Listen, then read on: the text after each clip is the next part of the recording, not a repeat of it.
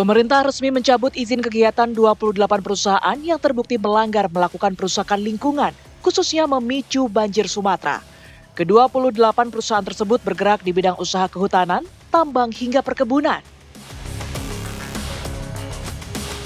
Dari London, Inggris, melalui Zoom meeting, Bapak Presiden memimpin rapat terbatas bersama kementerian-kementerian dan lembaga, serta Satgas PKH. Di dalam ratas tersebut, Satgas melaporkan kepada Bapak Presiden hasil investigasi terhadap perusahaan-perusahaan yang terindikasi melakukan pelanggaran. Berdasarkan laporan tersebut, Bapak Presiden mengambil keputusan untuk mencabut izin 28 perusahaan yang terbukti melakukan pelanggaran. Akankah penegakan hukum ini akan menjadikan efek jera dan perhatian untuk para pengusaha yang masih nakal?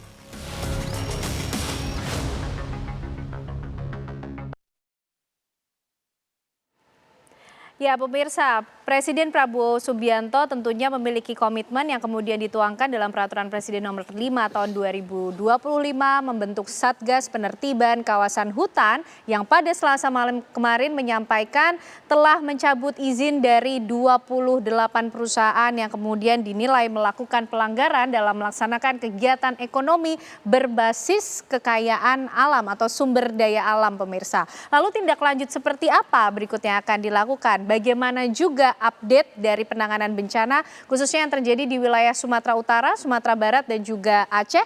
Malam hari ini kita akan membahasnya bersama dengan sejumlah narasumber yang sudah hadir di Apa Kabar Indonesia Malam. Ada dari KSP Mas Adam Al-Jihad, selamat malam. Selamat Mas malam, Adam, Mbak. apa kabar? Selamat Sehat malam. Mas? Alhamdulillah. Alhamdulillah, terima kasih sudah hadir. Dan juga ada Pak Hardianto Waryaman dari Jakarta Rescue. Selamat malam Pak. Selamat malam. Sehat? Alhamdulillah. Alhamdulillah. Dan juga bergabung bersama kita ada ahli tata kota UI, Bapak Henrikus Andi Simarmanta. Selamat malam Pak Henrikus. Malam juga. Ya, dan juga bergabung bersama kita melalui sambungan Zoom ada Bupati Tapanuli Selatan, Bapak Gus Irawan Pasaribu. Selamat malam Pak Bupati. Malam Mbak Nek. Oke, baik Mas Adam, kita pengen mengkonfirmasi dulu ya, Selasa malam kemarin kemudian Satgas mengumumkan apa yang sudah menjadi capaian dari tugas Satgas Penertiban Kawasan Hutan. Nampaknya jutaan hektar ternyata begitu banyak selama ini yang kemudian ditemukan adanya indikasi pelanggaran? Iya, tadi sudah disampaikan oleh Pak Mensesnek ya, ada 28 perusahaan. Ya. Jadi kalau di total di Sumatera saja itu ada 1 juta hektar. 1 juta hektar itu terdiri dari 700.000 hektar itu di Sumatera Utara. Kemudian ada 190.000 hektar di Sumatera Barat dan 100.000 hektar di Aceh. Nah di sini kalau misalkan kita bandingkan dengan yang 1 tahun, ini kalau hari ini ulang tahunnya Perpres nomor 5 tahun 2025 per tanggal 21 Januari. Jadi sebetulnya ini kado bagi Perpres nomor 5 tahun 2025. Capaian yang baik dari satu tahun itu total 4,09 juta hektar. 900.000 itu diberikan untuk konservasi hutan. Nah, kemudian kita bisa bandingkan misalkan di TNTN saja itu 81.000 hektar.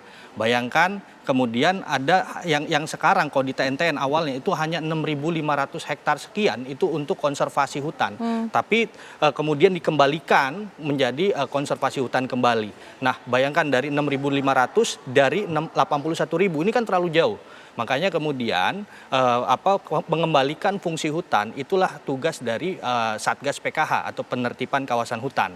Begitu. Nah, dalam posisi ini Satgas PKH selain tadi yang disampaikan terkait dengan jumlah hektarnya, kemudian ada denda karena berdasarkan pasal 3 di Perpres nomor 5 tahun 2025 itu ada namanya denda. Denda yang memang per 15 Januari kemarin itu ada 4,7 triliun ditambah 5 triliun itu berdasarkan BPKB. Jadi izinnya dicabut dan juga harus membayar denda ya, karena pelanggarannya bermacam-macam ya catatannya. Dan proyeksi ataupun target dari 1 tahun ke depan lagi itu sudah dihitung dari Jaksa Agung ST Burhanuddin bahwa menyebutkan ada 142,2 triliun yang memang ini ditarget, artinya banyak sekali perusahaan.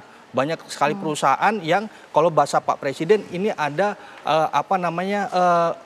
hilap atau apa bahasanya untuk lupa bayar pajak dan sebagainya. Nah, inilah yang karena itu yang disampaikan juga salah satu pelanggarannya soal pajak. Nah, inilah yang makanya disebut Pak Presiden dari dulu ini kebocoran dari anggaran begitu. Nah, makanya ini yang dikejar terus-menerus. Oke, Pak Henrikus tadi bicara soal capaian jutaan hektar kembali bisa dikuasai oleh negara. Kita juga bicara soal bagaimana mengembalikan fungsi lahan-lahan tersebut, Pak. Karena pelanggarannya tidak hanya soal pajak, tapi perusahaan-perusahaan ini melakukan operasionalnya di luar izin yang seharusnya. Nah, seperti apa Pak Henrikus nanti harus mengembalikan fungsinya ini? Ya, sebenarnya yang penting kita apresiasi dulu bahwa sudah ada subjek yang kemudian harus bertanggung jawab, tetapi pertanyaan kemudian so what gitu ya. Tadi sudah ada denda. Nah, yang jadi harus kita apresiasi pertama mungkin kerusakan lingkungannya. Nilainya seberapa, selain tadi yang ada masalah-masalah lain. Sehingga kalau dikaitkan dengan penanganan banjir, mungkin 28 ini juga akan bisa menjawab itu. Nah, itu juga. tergantung sekarang Menteri Lingkungan Hidup sudah menyatakan berapa sih kerusakan lingkungan yang diakibatkan oleh perusahaan ini maupun juga pemilik-pemilik HGU yang lain di dalamnya. Nah, sebaiknya ini jadikan momentum bagi pemerintah dan kita semua untuk memulihkan lingkungan yang ada di Pulau Sumatera ya. Nah, jadi poin kedua yang ingin saya sampaikan, ini maraton ini pemulihan lingkungan ini ya. Jangan hanya melihat nilai uangnya, tapi bagaimana itu kemudian dipulihkan. Nanam pohon untuk bisa kemudian dia berfungsi kembali untuk penyerapan air butuh 20-30 tahun. Sehingga kalau ini kemudian sudah dikenain sanksi, terus kita tepuk tangan dan kita tidak ada pengawasan, pengendalian terhadap kembalinya fungsi fungsi lingkungan dan nilai kualitas dari lingkungannya itu akan sia-sia. Ada 4 yang paling penting. Airnya harus bagus lagi, kapasitas maupun kualitas air nanti ditunjukkan dengan IKLH air. Lalu yang kedua arable-nya, lahan-lahan produktifnya itu kemudian bisa menjadi berfungsi kembali. Yang ketiga keanekaragaman hayati, ada aset-aset biodiversitasnya bisa terjaga dan terpulihkan kembali. Dan tentunya keempat pesisir dan laut ya yang menjadi bagian dari yang terdampak itu juga menjadi baik. Nah, yang penting sekarang dengan ada ini yang 28 itu harus gimana nih? Kalau menurut hemat saya, yang PBPH yang punya izin hutan, 22 perusahaan itu harus MUK-nya harus di riset lagi tuh. MUK itu multi usaha kehutanan. Lebih baik penebangannya diturunkan porsinya, yang digedekan mungkin ada nanti dari jasa karbon ataupun dari tourism maupun hal-hal yang sifatnya mengutamakan dari kekhasan dari lingkungan itu. Dan itu PR setelah ini. Jadi ada denda, ada sanksi-sanksi, terus so what? Mereka jadi supaya ada apa yang harus mereka lakukan. Atau bentuk kalau tanggung enggak ya jawab sudah. realnya seperti Yes, apa? gitu. Oke, baik. Nah, Pak Dianto kalau bicara so what berikutnya, apalagi mengenai penanganan dampak bencana, Pak, karena 28 perusahaan yang terbukti melakukan pelanggaran ini kan operasionalnya di wilayah yang kemarin terjadi bencana. Seperti apa, Pak? Betul sekali, tapi sebelum saya mulai sekali lagi saya ingin apresiasi kepada pemerintahan Pak Prabowo dan Pak Gibran dalam hal ini. Ini luar biasa. Kenapa saya katakan luar biasa? Ini kan beliau sudah masuk ke dalam fase yang namanya transisi, recovery, disaster, ekologi. Nah, kalau kita berbicara disaster ekologi, Mbak, tadi sudah dikatakan ya, akan bermain tanaman itu normal dan sebagainya 20 tahun, menurut saya lebih sampai 100 tahun. Ya. Namun di sini, kenapa kita mengapresiasinya? Di situ kita sudah masuk ke dalam poin 1 yang disebut dengan law enforcement.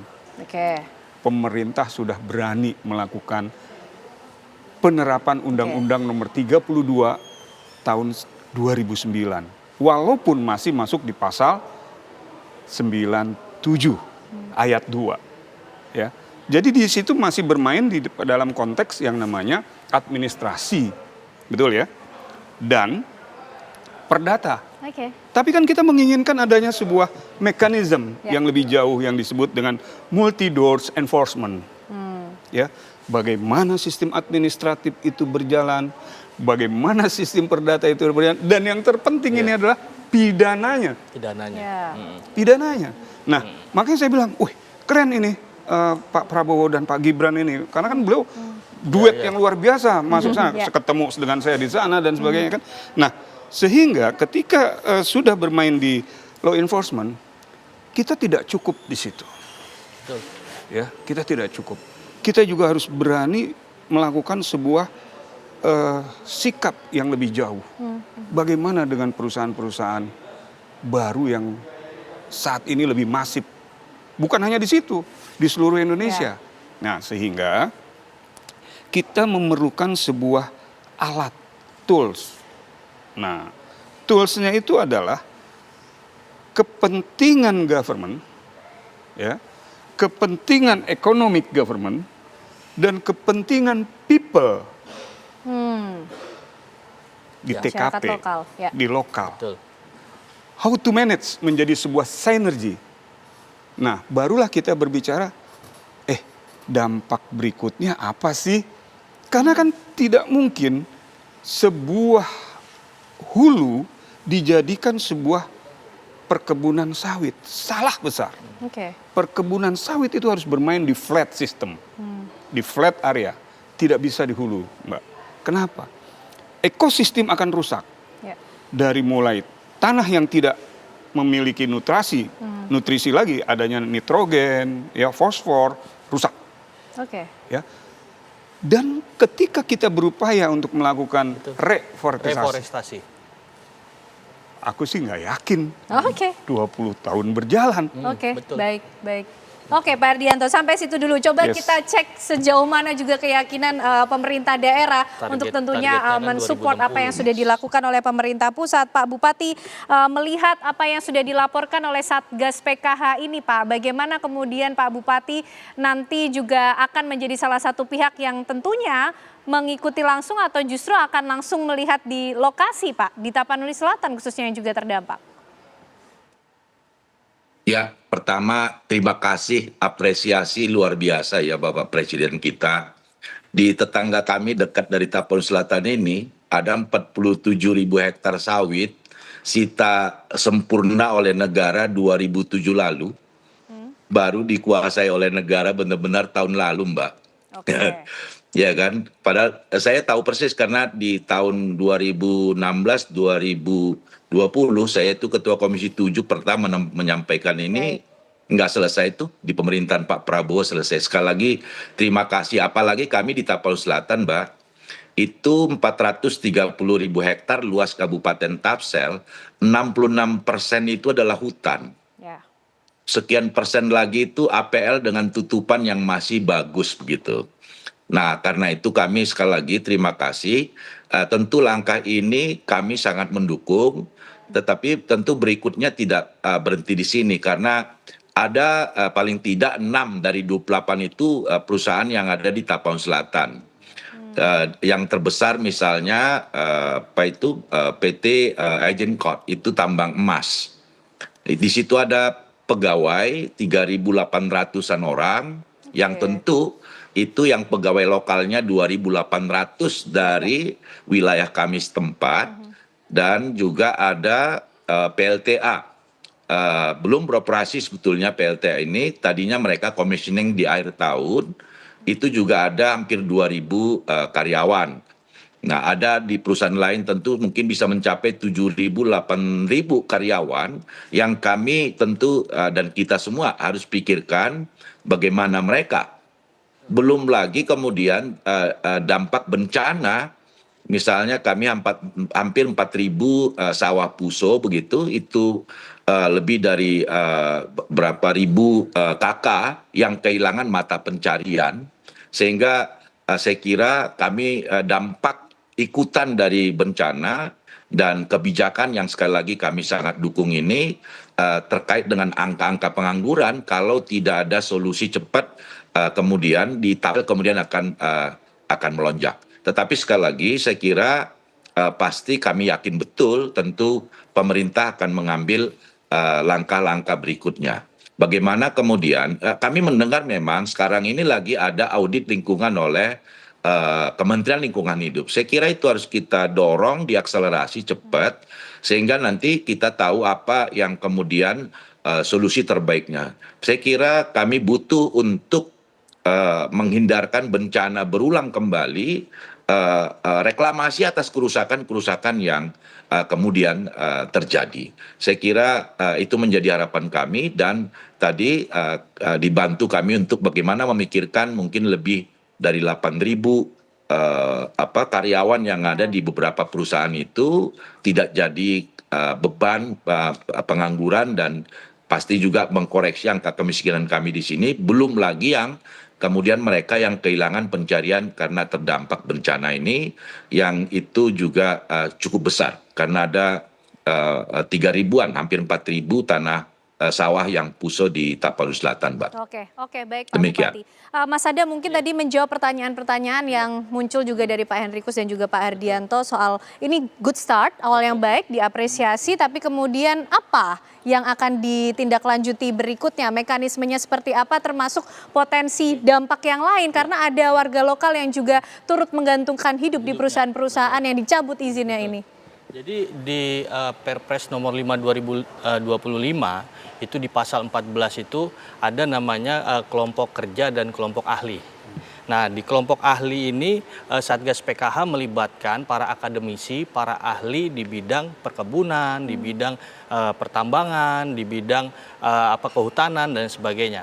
Nah, artinya di sini akan didengar secara analitikal. Artinya didengar kira-kira tadi yang disampaikan, oh ini ada sawit di hulu. Nah, kira-kira bagusnya di hilir misalkan, atau di flat misalkan. Nah, ini yang kemudian analisa-analisa secara tata kelola kehutanan inilah yang akan dilakukan Satgas PKH berikutnya. Itu yang pertama. Yang kedua, ada ketika kita bicara reforestasi, kita harus juga melihat bagaimana laju deforestasi.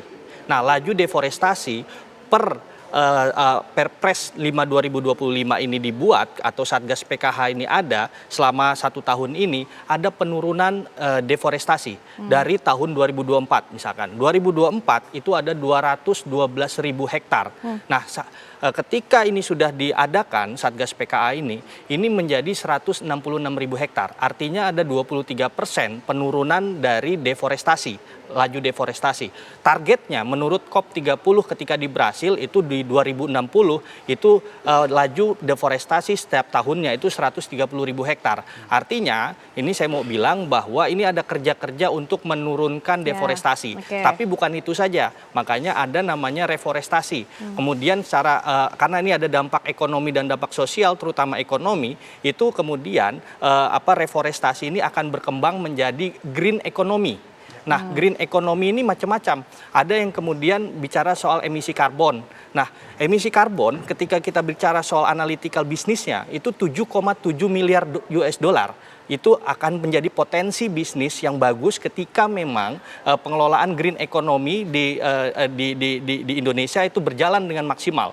Nah, ini artinya ada keseimbangan antara deforestasi, kemudian masuk ke reforestasi, dan juga terakhir green economy dan juga ekowisata. Itu kita juga nggak bisa melupakan tadi yang disampaikan para pakar, itu adalah ada namanya ekowisata, dan juga ada namanya perhutanan sosial di sana. Nah, ini yang kemudian bisa dilakukan untuk menambal tenaga kerja yang kemudian tadi sudah dicabut izinnya.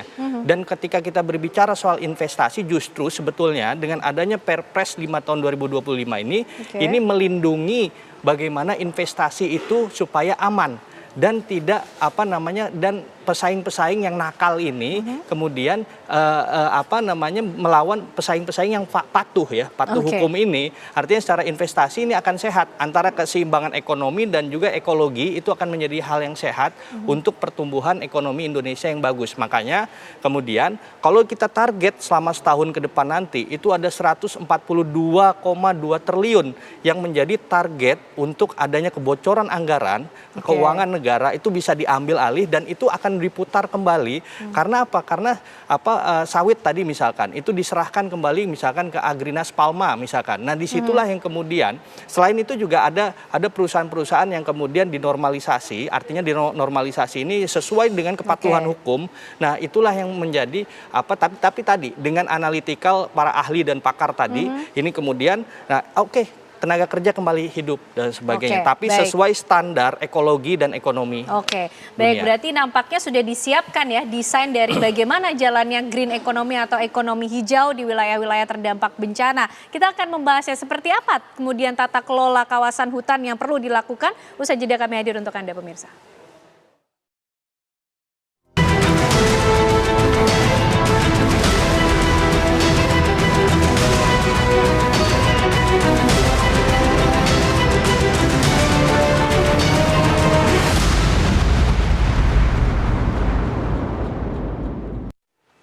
Baik pemirsa, kita akan lanjutkan diskusi malam hari ini yang tentunya berkaitan dengan komitmen dari pemerintahan Presiden Prabowo Subianto dan juga Wapres Gibran Rakabuming Raka menindak tegas perusahaan-perusahaan yang melakukan pelanggaran dalam melaksanakan kegiatan ekonomi berbasis sumber daya alam. Pak Henrikus, kalau kita sudah mulai bicara ekonomi hijau, green economy yang menjadi cita-cita untuk kembali menata daerah-daerah yang juga terdampak, harus mulai dari mana Pak Henrikus? Ya, sebenarnya ketika Pak Mensesnek yang menyampaikan itu sudah jadi satu indikator yang baik ya. Artinya kolaboratif government-nya antar kementeriannya sudah bisa difasilitasi oleh Setnek. Karena ini melibatkan beberapa Menko kan. Nah, jadi ini agak unik ketika dia membesar, kan yang dipertanyakan mampu nggak sih kebanyakan kementerian ini kemudian berkoordinasi. Nah, ketika diumumkan itu saya pikir ini satu langkah baik, artinya semua mau berkoordinasi. Lalu kedua, arahnya sudah ada, ekonomi hijau. Dan ini menurut saya perlu transition time, waktu transisi, karena nggak gampang. Yang pertama yang harus kita pulihkan kan jasa lingkungannya dulu, yang sudah tergerus gara-gara bencana. Mungkin waktu Satgas PKH didesain itu fokusnya pada ketidak compliance perusahaan terhadap apa yang izin yang diberikan gitu ya. Tapi begitu ada bencana, ini ada tambahan lagi sehingga kemudian ada audit lingkungan yang kemudian menambah permasalahan ini yang harus segera diselesaikan. Nah, jadi kalau kita sepakat transisi ekonomi hijau, maka hal yang pertama harus dilakukan adalah antar kementerian ini harus membentuk dapur bersama. Jadi dapur pertama itu maksudnya gini, LH datang dulu dengan nilai kerusakan lingkungan dan recovery-nya seperti apa. Karena pemulihan lingkungan itu perlu waktu yang panjang. Tetapi pada saat yang bersamaan, Huntap harus segera dibangun gitu ya. Nah, di sisi lain, tata ruang harus segera kerja cepat untuk memastikan di mana ruang-ruang yang untuk permukiman, di mana ruang-ruang untuk industri dan seterusnya. Nah, yang ketiga yang paling penting nanti baru perumahan dan infrastruktur. Nah, protokol ini jangan sampai miss, jangan sampai ada kementerian yang lebih cepat mau bangun sini-sini saja, sementara jaslingnya belum dinilai, tata ruangnya belum disiapkan sehingga nanti ya tatanannya jadi nggak bagus. Nah, kolaboratif ini harus dipertahankan dari yang PKH ini dibawalah ke dalam manajemen bencana ini, karena menurut saya dalam 3 bulan ke depan Huntap itu menjadi urgensi. Tapi juga jangan asal bangun saja. Lokasinya nih yang jadi penting, terutama pada daerah yang di Sibolga itu yang reliefnya terlalu terjal ya, sehingga kemudian existing yang sudah ada itu perlu kita kalkulasi ulang nih apakah benar di sini atau enggak. Rapid assessment itu jadi metode yang paling cepat sekarang untuk 3 bulan ini, bagaimana sampai katakanlah setelah Lebaran ini sudah ada satu blueprint yang sama, sehingga Bappenas bisa memprogramkan apa tugas-tugas dari kementerian ini ke dalam anggaran tahun ini ataupun mau tahun depan dan tahun selanjutnya. Nah, jadi kolaboratif ini menjadi penting. Nah, yang tidak lupa adalah perusahaannya. Ketika perusahaan ini sudah di goodbye karena nggak dapat izin lagi, ketika ada yang mau masuk, nah ini harus dibikin kriterianya tadi yang tadi disampaikan. Kalau kita ekonomi hijau ya udah, kamu apa proposalnya?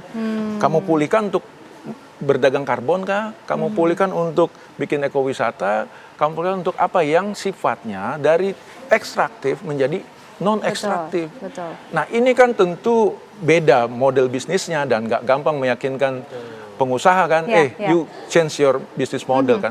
Dia perlu transisi. Nah waktu transisi ini yang saya pikir dari PKH dan kemudian dari yang kalau bencana tuh Pak Mendagri ya, nah, itu yang harus berkoordinasi bagaimana momentum kolaboratif ini dipinjamkan modelnya, dapurnya harus sama-sama. Jadi gantian lah. Ini dari LH saya dapatnya begini nih, jasa lingkungannya nggak boleh lagi di sini, nggak boleh di mana. Terus tata ruang begini, baru masuk rumah dan PU. Jangan protokolnya jangan beda. Gitu. Baik. Nah ini menarik kalau sudah bicara soal kolaborasi di dalam tubuh pemerintahan sendiri, seperti apa Mas Adam instruksi dari Presiden yang kemudian juga memimpin sehingga semuanya sama-sama menekan ego sektoralnya masing-masing di kementerian, membentuk dapur bersama? Betul. Ya, Pak Presiden itu kan sudah jelas bahwa dari awal, bahkan dari awal pemerintahan diawali dengan retreat ya. Artinya di situ ada kolaborasi antar institusi yang memang harus dilakukan. Bahkan setiap kerja-kerja pemerintahan bukan hanya berdiri sendiri satu kementerian, tapi ada satgas-satgas yang bergerak.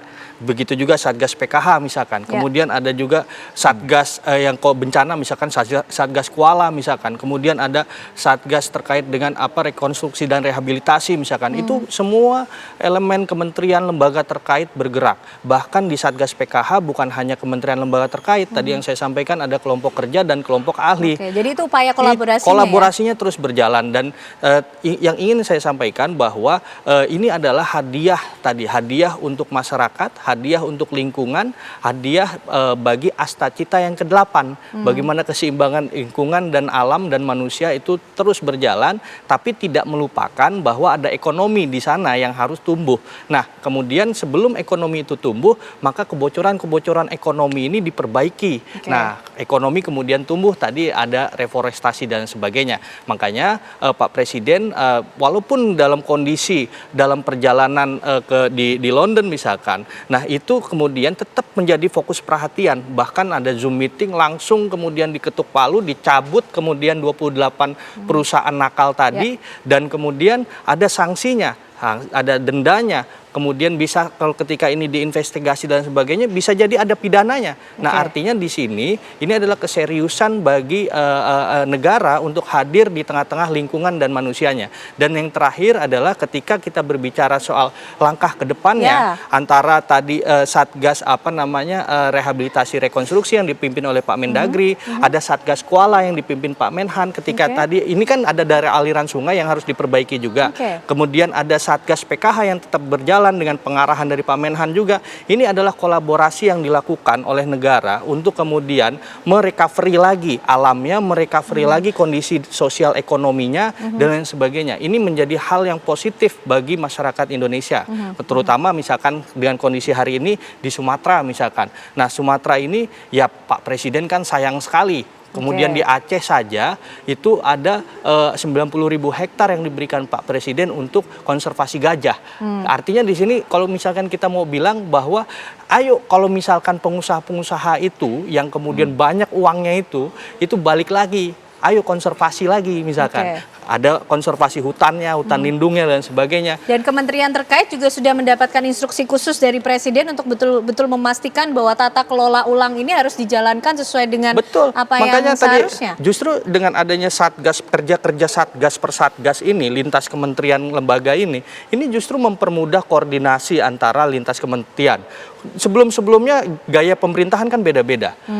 Gaya pemerintahan Pak Presiden ini adalah pemerintahan kolaboratif government. Bahwa setiap lembaga, kementerian lembaga itu berkolaborasi. Makanya dibentuklah satgas per satgas. Bahkan ya bukan hanya itu tadi, ada juga terkait misalkan sosial ekonomi satgasnya apa. Ini begitu-begitu. Jadi artinya dalam posisi ini Pak Presiden mengajarkan kita bahwa yang paling penting adalah gotong royong dan kerjasama untuk membangun bangsa. Gitu. Oke. Nah lalu untuk kepala-kepala daerah sendiri, Mas Adam, pemerintah daerah, bagaimana kemudian mereka juga dilibatkan dalam upaya kolaborasi ini? Karena mereka yang langsung berkaitan dengan masyarakat. Pasti. Begitu juga ketika tadi soal kebencanaan. Kita mengenal bahwa ada namanya secara terpadu, ya kolaborasi terpadu. Ada lintas kementerian, ada juga provinsi. Bahkan ya ketika bencana kemarin, tetap komandan lapangannya provinsi, ya gubernur-gubernur. Artinya apa? negara hadir dengan sumber daya yang ada, dengan sumber daya semaksimal mungkin, tapi tetap yang mempunyai wilayah kewilayahan, karena kita berdasarkan ya Undang-Undang 32 tahun 2004 terkait dengan otonomi daerah misalkan. Nah, ini kan kekuasaan itu kan ada di masing-masing wilayah masing-masing. Yang mengenal satu wilayah dengan wilayah lain itu adalah gubernur misalkan. Nah, inilah yang kemudian ada kesetaraan, walaupun komando tetap ada di presiden, tapi untuk lapangan kemudian kacamatanya yang harus dilakukan di daerah itu adalah melalui gubernur. Komando terpusat tertinggi tentunya ada di presiden, tapi komando di lapangan nanti adalah para kepala daerah. Pak Bupati sudah siap dan sudah kemudian diajak berdiskusi untuk melakukan kolaborasi tata kelola ulang dari wilayah terdampak bencana ini? Ya, luar biasa sebetulnya ya, pemerintah pusat hadir. Ini kan sudah ada Satgas jembatan itu Pak Kasat misalnya, Satgas percepatan rekonstruksi rehabilitasi Pak Mendagri begitu. Kita hampir tiap hari Mbak, kemudian Zoom dengan Pak Mendagri bagaimana melakukan percepatan pemulihan ini. Tetapi memang kan sekarang yang terdekat ini adalah kita sedang kemudian dibimbing terus oleh pusat untuk menyiapkan hunian-hunian yang layak bagi masyarakat terdampak, hunian huntara maupun huntap. Nah, nanti tentu berikutnya adalah tadi dari dampak bencana ini mungkin kami di Tapsel yang langsung terdampak itu ada lebih dari 6.000 masyarakat kami kehilangan mata pencarian. Misalnya terutama yang yang bertani, sawah maupun di sektor di berkebun begitu. Nah, tadi pencabutan izin ini ya mudah-mudahan juga cepat transisinya sehingga ada 7.000 8.000 karyawan di sana kemudian tidak memiliki nasib yang jelas begitu. Tetapi memang yang paling kami harapkan sekarang adalah audit lingkungan oleh LH itu untuk diakselerasi cepat-cepatnya supaya mungkin nanti pemerintah pusat bisa katakanlah kalau kerusakannya apa ya segera diperbaiki. Reforestasi tadi yang dari Mas Sadam itu memang sangat kita butuhkan sekarang. Kalau tidak ini kejadian akan terus berulang.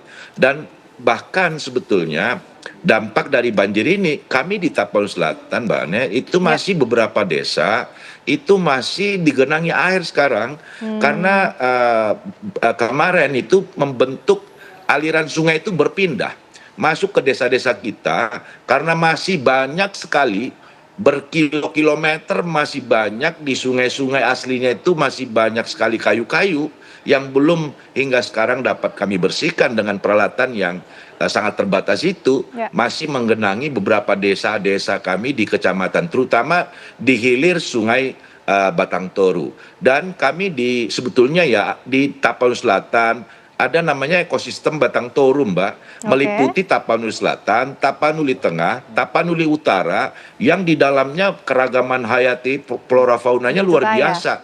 Dan ada satwa yang sangat langka, Pongo tapanuliensis misalnya yang 2018 seingat saya kita dulu menggagas untuk menjaga ini secara bersama kesepakatan 3 bupati ini dan juga ada waktu itu dari Dirjen Konservasi Sumber Daya Alam saya waktu itu ketua Komisi 7 dengan teman kami dari ketua Komisi 2 untuk konservasi di ekosistem Batang Toru. Dan coba yang sumut terdampak ada 18 kabupaten kota, yang paling parah itu adalah yang di ekosistem Batang Toru, Tapanuli Selatan, Tapanuli Tengah, Tapanuli Utara. Itu, Mbak. Oke, baik Pak Bupati, menarik ini nanti untuk dibahas berikutnya. Tapi Pak Ardianto tadi bicara soal transisi yang sempat disampaikan oleh Pak Ardianto dan juga manajemen bencana. Bagaimana Pak? Saya mencoba mengadopsi 3 pendapat yang satu pendapatnya sama. Adalah kolaborasi. Ya kan? Beliau juga mengatakan kolaborasi. Betul. Dalam disaster management, kolaborasi itu muncul karena adanya komunikasi. Komunikasi muncul adanya koordinasi. Koordinasi muncul adanya konsolidasi. Yang keempat ini amat sangat penting, continuity. Kalau di daerah tidak bisa melakukan continuity ini, pusat kehilangan tangan dan kakinya. Yang kedua, kalau kita berbicara tentang next ke depan adalah sebuah sistem yang tadi dikatakan penataan ulang sebuah area yang rusak menjadi sebuah ekoturism. Itu kita masukkan yang namanya ke dalam sebuah sistem contingency plan ekologi. Contingency plan ekologi tidak akan bisa tercapai apabila tidak ada recovery ekologi. Recovery ekologi tidak akan bisa tercapai kalau tidak ada yang disebut Reforestasi. Reforestasi tidak akan bisa juga muncul Terjadi. apabila kita tidak melakukan yang disebut pemulihan ekosistem. Nah, semua yang tadi dikatakan itu akan bersatu. Yang tadi dikatakan national, kemudian tadi dikatakan provincial. Yang provincialnya itu yang disebut beliau dapur, yang juga disepakati, itu namanya yang disebut dengan dashboard command system. Kalau di pusatnya itu national dashboard command system. Kalau di daerahnya disebut provincial dashboard command system. Kalau infrastruktur ini tidak dijalankan, saya khawatir tidak maksimal. Jalan-jalan tapi tidak maksimal. Oke, baik. Bagaimana kemudian memastikan infrastruktur ini bisa dijalankan karena continuity ini menjadi penting juga. Jawabnya masih nanti, Bapak-Bapak. Kita masih punya satu segmen untuk membahas ini. Usai jeda kami kembali hadir untuk Anda, pemirsa.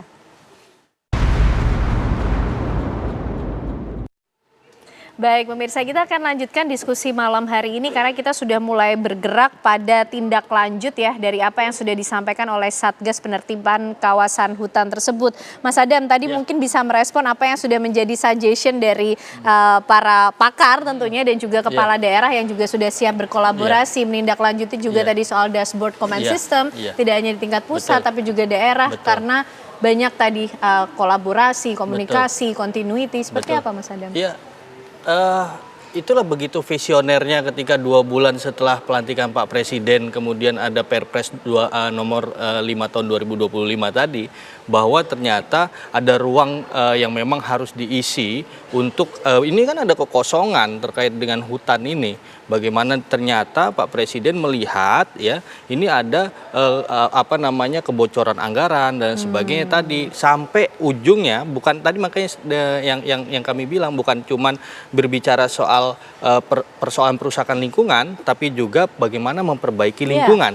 Nah, tadi yang disampaikan bahwa ada reforestasi tadi sampai tata kelola hutan dan sebagainya, lingkungan dan sebagainya. Makanya tadi kalau disampaikan bahwa ini ada dapurnya terkait misalkan LH, kemudian ada kehutanan, kemudian ada bagaimana kerja-kerja Satgas, penegakan hukum dan sebagainya. Ini yang memang harus dikolaborasikan, dielaborasi dan memang targetnya memang cukup panjang. Ketika kita bicara soal pengurangan emisi karbon dan sebagainya. Kalau di COP30 di Brasil kemarin untuk 2060 ya itu targetnya berarti kan 2060.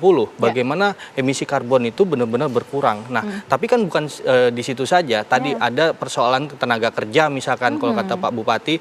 Nah, ini yang harus dipikirkan. Bagaimana kemudian ini akan ada perubahan mindset ekonomi yang terkait dengan kawasan hutan. Bahwa green economy yang akan didorong untuk kawasan hutan. Bukan lagi kita berbicara soal yang penting ini adalah investasi, yang penting ekonomi, tapi ada keseimbangan antara lingkungan dan alam, lingkungan, alam dan juga manusia. Artinya kita bisa melihat bagaimana recovery ataupun rehabilitasi rekonstruksi anggarannya sampai 60 triliun, Mbak. Artinya di sini proses kerugian yang memang harus diselesaikan itu sebesar 60 triliun.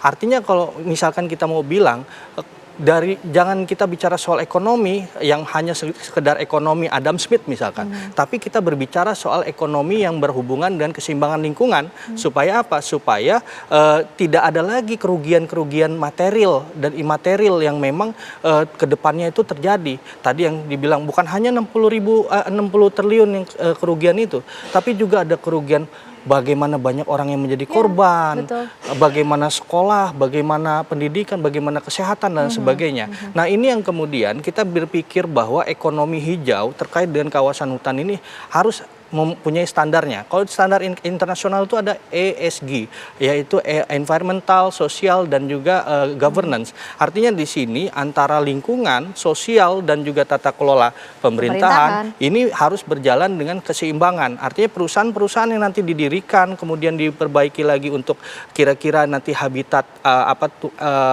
bisnisnya seperti apa, ekosistem bisnisnya seperti apa, harus sesuai dengan standar ini. Dan dan itulah yang memang kerja-kerja Satgas itu yang akan merekomendasikan terkait dengan ekonomi hijau itu nanti ke depannya seperti apa. Makanya dilibatkan ketika ada kelompok ahli di situ, itu akan merekomendasikan langkah-langkah ke depannya, bukan hanya berbicara untuk penurunan deforestasi, tapi juga bagaimana kemudian reforestasi itu dimulai di situ. Jadi artinya ini berjalan secara simultan, kemudian target sasarannya adalah perbaikan Indonesia. Baik, itu yang menjadi target sasaran. Nah, Pak Bupati, adakah lagi kemudian yang ingin disampaikan dari daerah tentunya untuk memulai sistem tata kelola ulang dari daerah-daerah yang terdampak bencana selain tadi audit lingkungan yang tentunya ditunggu oleh pemerintah daerah, Pak Bupati? Kami sih sangat yakin ya dengan kepemimpinannya Bapak Prabowo sudah terbukti. Tadi saya bilang ada 18 tahun Sita Negara, tapi dikuasainya masih berapa bulan Pak Prabowo baru bisa dikuasain begitu ya. Dan ya mohon maaf, saya mengenal beliau 14 tahun bersama beliau di Gerindra.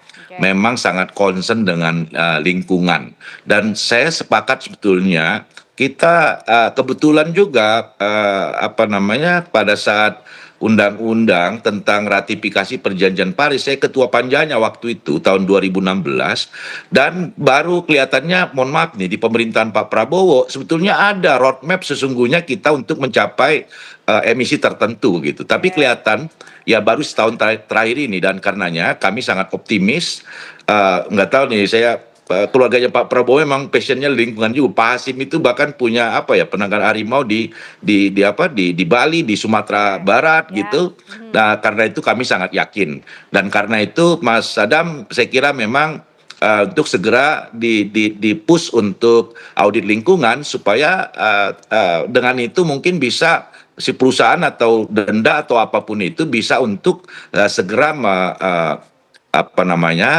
reforestasi tadi segera dilakukan, dan kami dibantu tentu ini dampak dari bencana ini juga bisa kemudian kita bisa selesaikan. Tetapi sekali lagi kami sangat yakin kolaborasi sinergi yang dipimpin langsung oleh Bapak Presiden gitu, dan beberapa satgas yang ada sekarang ini kami sangat yakin kita bisa pulih lebih cepat dan bangkit lebih kuat. Oke, baik, keyakinannya ini tentunya menjadi booster semangat tersendiri Pak Erdianto, tapi kembali lagi tadi bicara soal dashboard comment system, apa yang perlu di-develop atau dikembangkan atau dimulai lagi justru oleh pemerintah? Iya, tapi kan kita saat ini berbicara tentang ekologi sistemnya kan. Jadi kalau di dalam dashboard comment system yang berbasis kepada nilai-nilai ekologi, itu tidak lepas daripada dua hal, yaitu yang disebut dengan ekosentris, bahwa kita perlu meningkatkan ya paradigma tentang bumi, air, tanah, dan udara. Itu adalah kebutuhan. Ya, paradigma ini harus diangkat ya. Baru kemudian kita antroposentris. Ya, bahwa manusia tidak boleh sembarangan melakukan eksploitasi. Nggak bisa. Sehingga ketika kita sudah masuk ke dalam sebuah input data yang kemudian kita olah menjadi output dan menjadikan itu outcome di dalam sebuah dashboard system, di situ akan ditemukan apakah yang disebut dengan yang tadi kolaborasi itu sudah benar, karena kolaborasi datang dari nilai-nilai komunikasi. Komunikasi itu harus berlanjut dengan koordinasi. Koordinasi dia harus melakukan konsolidasi. Tapi ketiga hal ini menuju kepada kolaborasi tidak akan muncul apabila tidak ada unsur continuity. Ini seluruh dunia, Mbak. Jadi waktu beberapa tahun lalu saya ke satu negara ya, Ya, oke. yang sedang melakukan hal yang sama. Mereka itu menggunakan 105.000 hektar, ya, rusak lahannya. Dia harus melakukan reforestasi. Oke. Itu dia menggunakan kearifan lokal. Petani-petaninya yang Oke, dimainkan. baik, baik, Jadi Pak petani-petani itu masuk ke dalam sebuah dashboard system. Nah ini kita 1 juta hektar. Iya, besar Ya. sekali. Oke. Jadi kapan kita mau, kata tadi bilang, kapan kita mau mulai Oke. dan kapan kita akan pada posisi memulai, di tengah, dan harapan. Oke. di akhir. Baik, baik Pak Ardianto. Dan Pak satu Hendriks. lagi. Ya, satu lagi. Singkat, Satu Pak. lagi singkat. Kita harus sudah mulai melakukan tobatan ekologi. Oke, memulai tobatan ekologi ini Pak Henrikus seperti apa? Termasuk juga melihat penegakan hukum terhadap perusahaan-perusahaan, apalagi yang harus dilakukan secara penegakan hukum ataupun konsekuensi dan bentuk tanggung jawab. Betul. Saya coba singkat ya. Jadi from policy to action. Yang kita lihat sekarang sudah clear, sudah ada start yang baik. Nah, yang kedua yang saya ingin ingatkan tadi, pondasi kita semua itu sebenarnya lingkungan. Tadi sudah dijelaskan sangat detail. Lalu yang kedua tuh sosial budaya. Tadi kearifan lokal dan sebagainya. Baru ekonomi. Nah, kita berharap sebenarnya ini pesan pentingnya. Apakah ini bisa dijadikan momentum awal untuk menata kembali tata kelola sumber daya alam kita? Betul. Seharusnya ada wasitnya, entah itu Komite Nasional Sumber Daya Alam. Ini hutannya boleh ditebang, ini harus dijaga jadi turisme atau apa. Jangan diserahkan ke kementerian, tapi harus lintas kementerian. Nah, Komite Nasionalnya nggak ada. Hitungannya sebenarnya namanya neraca sumber daya alam. Kalau kita udah punya neraca sumber daya alam, kita tahu mana yang defisit, mana yang surplus, dan itu ditetapkan dalam 5 tahun. Oke, kita 5 tahun reforestasinya sekian. Yang ini boleh dideforestasi, karena target ketahanan pangan, air, dan energi kita sekian. Itu yang harus dibuka ke publik, ke parlemen, ke DPR, dan ke Pemda. Sehingga kepala daerah yang terpilih seperti Bupati Tapanuli tadi sudah punya ancang-ancang, oh saya nggak boleh seenak-enaknya ngasih ini. Nah, game plan ini yang menurut saya mudah-mudahan Satgas PKH bisa jadi pintu masuk untuk apa ini, yuk kita tata kelolanya ini. Itu yang paling penting kalau menurut saya menjadi catatan dari Satgas PKH. Oke, baik. Awal yang baik sudah disampaikan oleh Satgas PKH soal pencabutan izin perusahaan yang melakukan pelanggaran. Kita tunggu game plan berikutnya lewat Satgas, tapi tentunya semangatnya tetap sama. Bagaimana Indonesia betul-betul berkomitmen untuk menindak tegas perusahaan-perusahaan yang melakukan pelanggaran dalam kegiatan ekonomi berbasis sumber daya alam dan juga bagaimana perwujudan dari ekonomi hijau. Terima kasih Bapak-bapak semuanya, Mas Adam, Pak Ardianto, Pak Hendrikus, dan juga Pak Bupati malam hari ini sudah bergabung bersama kami di Apa Kabar Indonesia Malam. Pemirsa, usai jeda kami masih akan menghadirkan informasi lain untuk Anda di mana sepasang mempelai pengantin terpaksa menerjang banjir di Kudus, Jawa Tengah menggunakan perahu untuk menuju lokasi akad pernikahan mereka. Sesaat lagi informasi selengkapnya.